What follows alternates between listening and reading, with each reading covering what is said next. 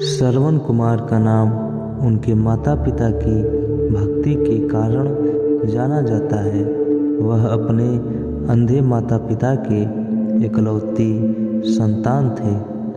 एक बार जब वह अपने माता पिता के लिए जलाशय से जल लेने के लिए गए, तब राजा दशरथ के एक बाण के कारण उनकी मृत्यु हो गई थी। जब भी बात माता पिता की सेवा करने की आती है तो श्रवण कुमार का नाम सबसे पहले आता है। यह बात त्रेता युग की है, जब भगवान राम के जन्म से थोड़े समय पहले श्रवण कुमार नाम का एक लड़का था। श्रवण कुमार के माता पिता अंधे थे, इसलिए उन्होंने बड़ी ही मुश्किलों और कठिनाइयों से लड़ते हुए श्रवण कुमार को पाला था। इसलिए जब श्रवण कुमार लायक हो गए, तब वह अपने माता पिता की सेवा करने लगे। एक बार श्रवण कुमार के माता पिता ने इच्छा जताई कि वे तीर्थ धाम की यात्रा करना चाहते हैं। तब श्रवण बांस की दो बड़ी बड़ी टोकरियां लेकर आए और उन्हें बीच में एक मजबूत लकड़ी से बांध दिया। इस तरह वह एक तराजू की तरह बन गया, जिसमें उन्होंने एक टोकरी में अपनी माता को बैठाया था तो दूसरी टोकरी में अपने पिता को बैठाया और लकड़ी के बीच में अपना कंधा लगाकर उठा लिया और अपने माता पिता को तीर्थ धाम की यात्रा पर लेकर चले गए। जब लोगों ने यह देखा कि एक पुत्र अपने अंधे माता पिता की किस तरह सेवा कर रहा है, तो उनका नाम मातृ पितृ भक्त श्रवण के रूप में प्रख्यात हुआ। श्रवण हर रोज काम करने के लिए घर से निकल जाते थे। इसके बाद वह जंगल से लकड़ियां काटने के लिए जाते और अपना चूल्हा जलाने के लिए लकड़ियां जंगल से बटोर कर लाते।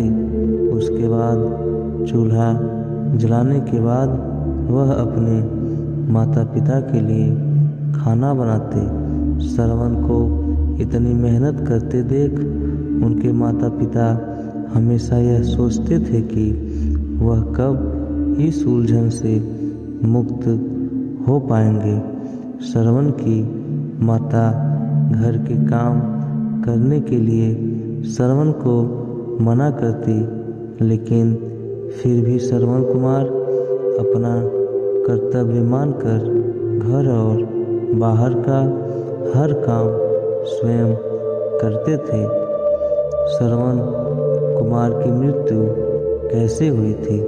एक रोज श्रवण कुमार खाना बना रहे थे, तब उनके माता पिता ने उनसे कहा कि उन्हें प्यास लगी है।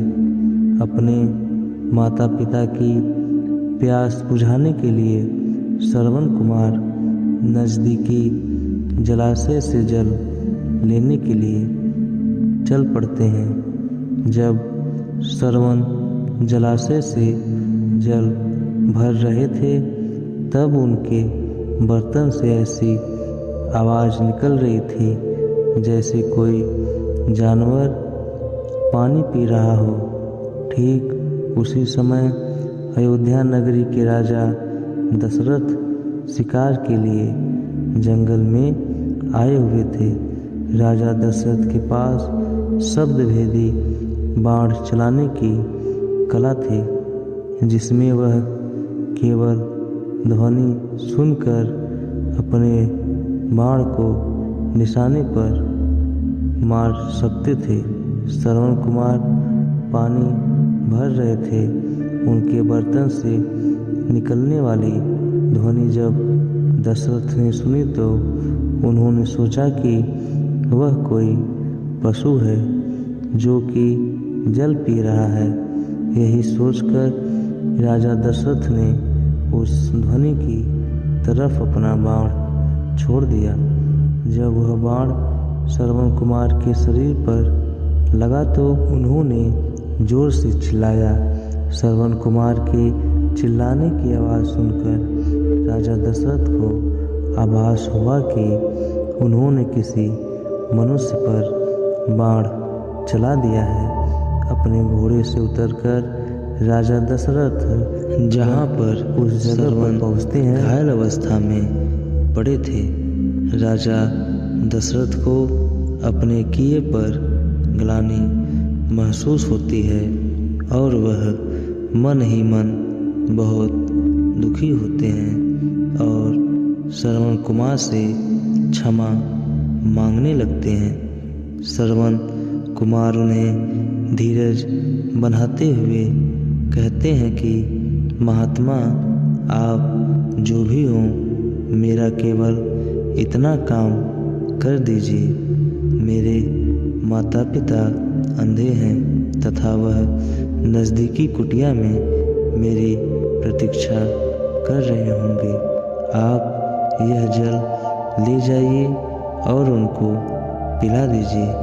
यह कहकर श्रवण अपने प्राण को त्याग देते हैं। अपना मुख शर्म से नीचा करके राजा दशरथ श्रवण कुमार से वह जल का पात्र लेकर उनके माता पिता के पास पहुँचते हैं। वहाँ पहुँचकर जब राजा दशरथ उन्हें जल पीने के लिए कहते हैं तब वह दोनों उनसे पूछते हैं कि उनका बेटा श्रवण कहाँ है। तब मन में दुखी होते ग्लानि से भरपूर राजा दशरथ उन्हें सारी बातें बताते हैं कि वह उनके अपराधी हैं तथा उनके भूल के कारण उनके पुत्र श्रवण कुमार की मृत्यु हो चुकी है। अपने इकलौते पुत्र की मृत्यु की खबर सुनकर दोनों माता पिता बुरी तरह से रोने लगे। रोते रोते श्रवण कुमार की माता ने अपने प्राण त्याग दिए। तब श्रवण के पिता ने राजा दशरथ से कहा, हे राजन, तुम्हारे एक भूल के कारण मेरे पूरे परिवार का विनाश हो गया।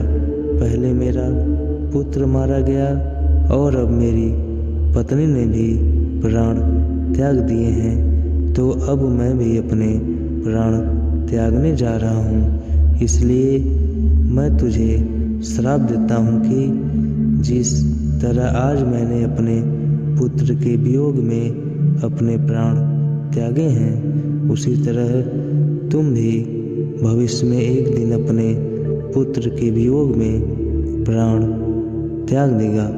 राजा दशरथ को यह श्राप देते हुए श्रवण के पिता भी अपने प्राण त्याग देते हैं। उसके बाद में दुख और ग्लानि से भरे हुए राजा दशरथ उन तीनों का अंतिम संस्कार करते हैं। दोस्तों, आप लोगों को यह कहानी कैसी लगी कमेंट में ज़रूर बताएं।